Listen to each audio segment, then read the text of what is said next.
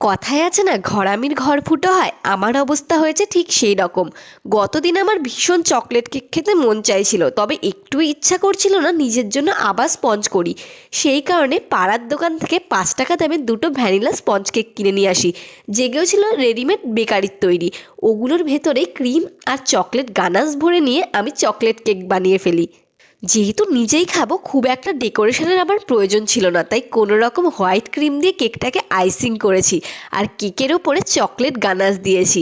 এই কেকটার আমার ভিডিও করার কোনো ইচ্ছা ছিল না, তবে যখন আমি এই কেকটা বানাচ্ছিলাম আমার মা বলল, এই রকম যখন কেকই বানাচ্ছিস তখন ভিডিও করে নয় তোর সাবস্ক্রাইবারদের সাথে শেয়ার করে দে।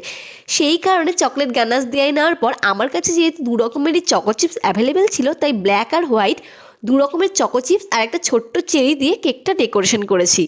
কেকটা খেতে তো ভীষণ ইয়াম্মি ছিল। তোমাদের কেমন লাগলো অবশ্যই জানিও। ভালো লাগলে আমার চ্যানেলটাকে সাবস্ক্রাইব করে দিও।